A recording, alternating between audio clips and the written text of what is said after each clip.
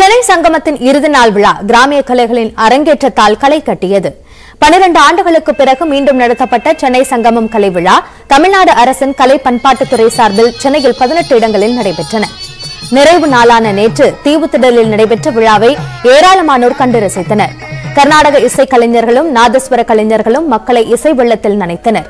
கிராமிய கலைஞர்கள் விதவிதமான வேடங்களில் தெருக்கூத்து நிகழ்ச்சியை மேடையில் அரங்கேற்றி அசத்தினர்.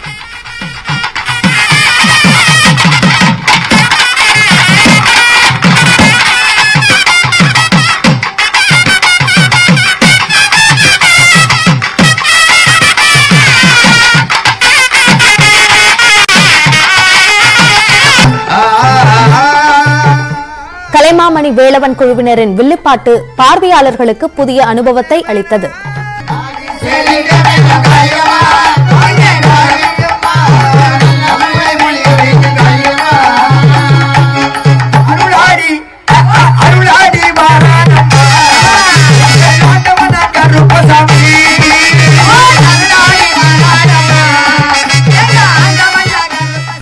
இந்த சங்கம திருவிழாவிலே கலைஞர்கள் அனைவருமே பயன்பட்டார்கள். அவர்கள் வாழ்விலே கொஞ்சம் ஒரு முன்னேற்றம், ஒரு திருப்பம். சென்னையில் ஒரு நிகழ்ச்சி பண்ணா எல்லா கலைஞருக்கும் ஒரு பேரும் புகழும் கிடைக்கும். ஆகவே இதை ஒரு ட்ரேடு மார்க்காக வச்சாவே மற்ற கிராமப்புறங்களில் கலைஞர்கள் முன்னேறுவதற்கு ஒரு நல்ல வாய்ப்பு. பல்வேறு இனமாக இருந்தாலும் அத்தனை இனத்தையும் ஒன்று சேர்த்த பெருமை இந்த சென்னை சங்கமம் நம்ம ஊர் திருவிழாவையே சாரும். இது மீண்டும் மீண்டும் வளர வேண்டும், ஆண்டாண்டுதோறும் தொடர வேண்டும். கரகாட்டம், பறையாட்டம், புலியாட்டம், படுக நடனம் என சென்னை சங்கமம் விழா ஆட்டம் பாட்டத்துடன் உற்சாகமாக நடைபெற்றது. சென்னை சங்கமம் ஒருங்கிணைப்பாளரான கனிமொழி எம்பி நிறைவு விழாவை நேரில் கண்டு ரசித்தார்.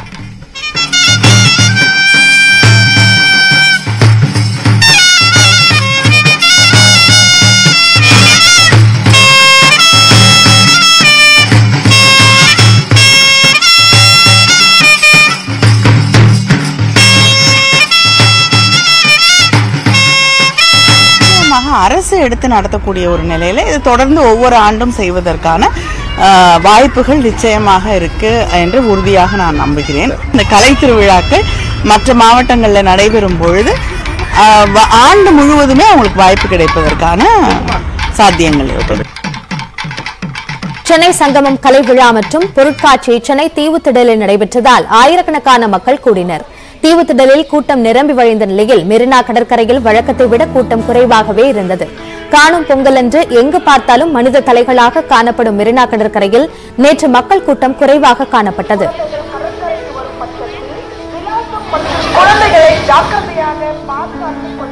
இதனிடையே சென்னை பெசன்ட் நகர் எலியாட்ஸ் கடற்கரையில் நடைபெற்ற சென்னை சங்கமம் கலை விழாவை ஆயிரக்கணக்கானோர் கண்டுகளித்தனர். கரகாட்டம், பொய்க்கால் குதிரையாட்டம் என உற்சாகம் கரை புரண்டது.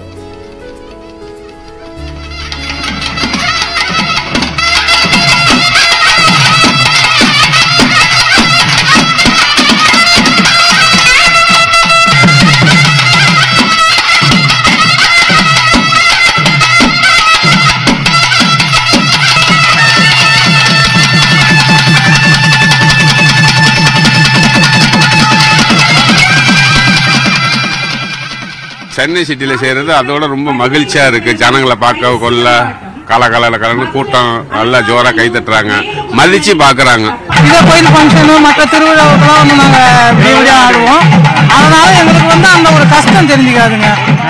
அதனால எங்களுக்கு அந்த கஷ்டம் தெரிஞ்சுக்காதுங்க. இப்போ எங்களுக்கு டைம் இல்லை.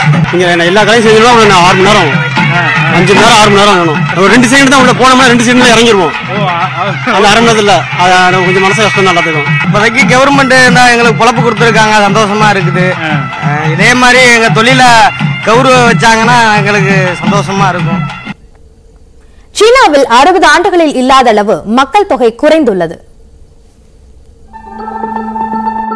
பல சகாப்தங்களாக மக்கள் தொகையில் முதலிடத்தில் இருந்து வரும் சீனா 1980ஆம் ஆண்டு முதல் 2015ஆம் ஆண்டு வரையில் ஒரு குழந்தை திட்டத்தை கடுமையாக கடைபிடித்து வந்தது. இது மக்கள் மனதில் பெரும் தாக்கத்தை ஏற்படுத்திய நிலையில் மக்கள் தொகை கொஞ்சம் வீழ்ச்சியடைய ஆரம்பித்தது. மக்கள் தொகை வீழ்ச்சி பொருளாதார மற்றும் வர்த்தக ரீதியில் பெரும் பாதிப்பை ஏற்படுத்தும் என பல்வேறு எச்சரிக்கைகளை நிபுணர்கள் முன்வைக்க தொடங்கினர். பொருளாதாரத்தில் அமெரிக்காவை முந்திவிட வேண்டும் என்ற இலக்குடன் செயல்படும் சீனாவிற்கு இது கொஞ்சம் பீதியை கிளப்பிய நிலையில் குழந்தை பெற்றுக் கொள்வதற்கான கட்டுப்பாடுகளை கொஞ்சம் கொஞ்சமாக தளர்த்த தொடங்கியது. அதே சமயம் விண்ணை முட்டும் கல்விச் செலவு, கொரோனா அச்சுறுத்தல், வேலையின்மை உள்ளிட்ட பிரச்சினைகளுக்கு மத்தியில் நாம் இருவர் நமக்கொருவர் என்ற மனநிலையில் இருந்து சீன மக்கள் மாற தயாராக இல்லை என்றும் ஒரு சிலர் குழந்தையே வேண்டாம் என்ற மனநிலைக்கு மாறியுள்ளதாகவும் கூறப்படுகிறது. இதன் விளைவாகவும் கொரோனா பரவல் எனும் பேர் அச்சுறுத்தலால் லட்சக்கணக்கான மக்கள் உயிரிழந்ததாலும் சீனாவில் 60 ஆண்டுகளுக்கு பிறகு முதன்முறையாக மக்கள் தொகை குறைந்தது.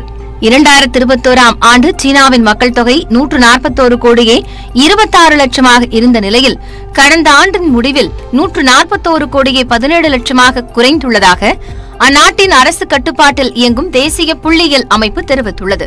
2021ஆம் ஆண்டில் சீனாவில் 1000 பேருக்கு 7.52 என்ற குழந்தை பிறப்பு விகிதம் இருந்த நிலையில் 2022ஆம் ஆண்டில் இதன் அளவு 6.77ஆக குறைந்துள்ளது. அந்நாட்டின் வரலாற்றிலேயே இது மிக குறைவான அளவீடாகும். அதே சமயம் சீனாவில் இறப்பு விகிதம் 1976ற்கு பின்பு உச்சநிலையை அடைந்துள்ளது.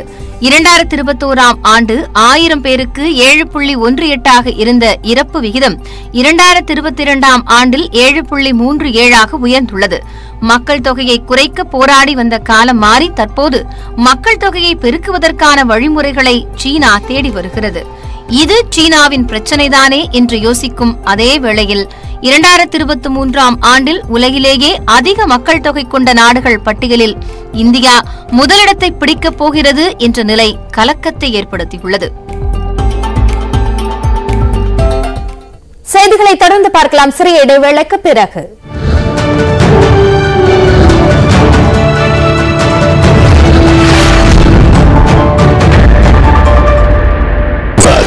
News18 Network.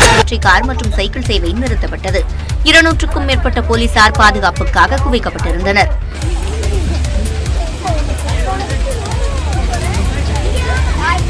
இதேபோன்று கிண்டி சிறுவர் பூங்காவிற்கும் 10,000க்கும் மேற்பட்டோர் தங்கள் குழந்தைகளுடன் வந்திருந்தனர். அங்கு சிறுவர்களுக்கு 5 ரூபாயும் பெரியவர்களுக்கு 20 ரூபாயும் கட்டணம் வசூலிக்கப்பட்டது. பொதுமக்கள் பாதுகாப்பாக செல்ல சிறப்பு பாதையும் அமைக்கப்பட்டிருந்தது. இப்பதான் ஃபர்ஸ்ட் டைம் வரோம். இதுக்கு நல்ல டைம் பாஸ் ஆகும். இங்க வந்துட்டு நிறைய நல்ல பெரிய பெரிய விலங்குகள்லாம் பார்த்தோம். நல்ல பேர்ட்ஸ்லாம் பார்த்தோம். கிழக்கு கடற்கரை சாலையில் உள்ள முட்டுக்காடு படகு இல்லத்தில் குவிந்த மக்கள் துடுப்பு படகு, மோட்டார் படகு, வாட்டர் ஸ்கூட்டர் போன்றவற்றில் சவாரி செய்து மகிழ்ந்தனர். பொங்கல் பண்டிகையை கொண்டாட சொந்த ஊர்களுக்கு சென்ற பொதுமக்கள் ஏராளமானோர் ஒரே நேரத்தில் சென்னைக்கு திரும்புவதால் ரயில்களில் இருக்கை கிடைக்காமல் கூட்டம் நிரம்பி வழிந்தது. சொந்த ஊரில் பொங்கல் கொண்டாட்டத்தை முடித்துக் கொண்டு சென்னை உள்ளிட்ட பெருநகரங்களுக்கு திரும்பிக் கொண்டிருக்கின்றனர் மக்கள். ஏராளமானோர் ஒரே நேரத்தில் புறப்பட்டதால் நெல்லையில் அனைத்து ரயில்களிலும் மக்கள் கூட்டம் அலைமோதியது. இருக்கை கிடைக்காததால் முன்பதிவு இல்லாத பெட்டிகளில் பொருட்கள் வைக்கும் பகுதியிலும் பொதுமக்கள் அமர்ந்து பயணிக்கும் நிலை உருவானது.